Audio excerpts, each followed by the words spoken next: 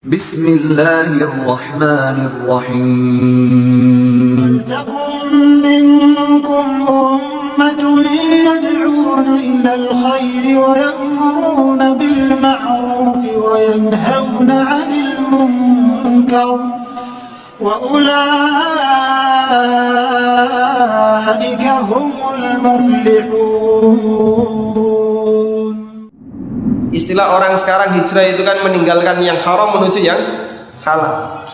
Dan mereka yang hijrah meninggalkan satu pekerjaan yang haram menuju pekerjaan yang halal, dia hanya kehilangan satu hal, yaitu kehilangan pekerjaan, tidak lebih dari itu. Karena dalam Islam tidak ada perintah siapa yang mau tobat dari harta haram dia harus memiskinkan diri. Bahkan Allah Subhanahu wa taala mengizinkan bagi para sahabat yang dulu punya kekayaan dari hasil riba, silahkan dipertahankan. Tapi riba yang masih ada di tempat lain yang belum sempat untuk diambil, jangan diambil. Allah berfirman, "Faman ja'ahu mau'izatun min rabbih fantaha falahu ma salafa wa amruhu ila Allah." Siapa yang telah mendapatkan penjelasan tentang riba, fantaha, lalu dia berhenti sejak saat itu, falahu ma salafa, maka dia berhak untuk memiliki harta hasil riba di masa silam. Wa amruhu ilallah, dan urusannya kembali kepada Allah. Ada enggak sahabat yang kaya dari hasil riba? Ada enggak? Abbas bin Abdul Muttalib, siapa beliau? Paman Nabi SAW, dulunya seorang rentenir. Dan beliau kaya dari hasil rentenir.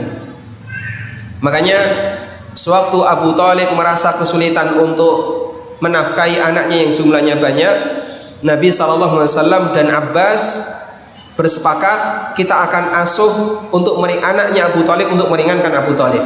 Nabi SAW mengasuh Ali dan Abbas mengasuh Ja'far.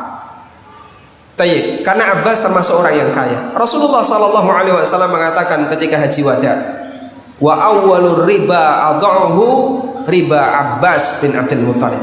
Riba pertama yang saya gugurkan adalah ribanya Abbas bin Abdul Muttalib, riba paman beliau sendiri.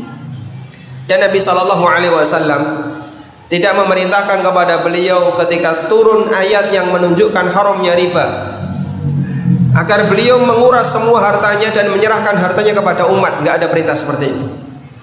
Apa yang sudah didapatkan di masa silam berhak untuk dimiliki, wa amruhu ilallah, dan urusannya kembali kepada Allah Subhanahu wa taala.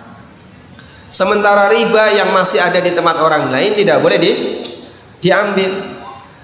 Karena itulah jamaah di belakang Allah, konsekuensi hijrah di zaman sekarang itu sangat ringan. Orang hanya kehilangan peluang pekerjaan yang haram, padahal masih ada sejuta pekerjaan halal yang lainnya yang diberikan oleh Allah Subhanahu wa taala untuk umat manusia. Sehingga jamaah di belakang Allah, tidak ada istilah ketika orang itu diajak hijrah kemudian dia mengatakan, nanti dulu saya tak cari alternatif, saya tak cari pekerjaan sampingan dulu. Anda kalau keluar dari situ pasti nanti Anda akan dapat pekerjaan yang lain. Dan semangat hijrah itu bisa kita ukur ketika orang itu sudah tidak kenal lagi yang disebut dengan istilah status sosial. Terserah bagaimana masyarakat akan menilai saya, apakah orang yang punya status sosial atau tidak. Saya siap jadi tukang parkir, siap jadi tukang ojek, siap jualan di pinggir jalan. Kalau kemudian Anda siap dengan seperti ini, berarti semangat hijrah Anda sudah 100%. Tapi kalau masih pilih-pilih, Pak, dulunya kan kalau berangkat ke kantor pakai mobil, dijemput, bawa sepatu, pakai dasi, pakai jas. Ya sekarang kalau bisa ya carikan yang semisal. Berarti semangat hijrah Anda kurang maksimal.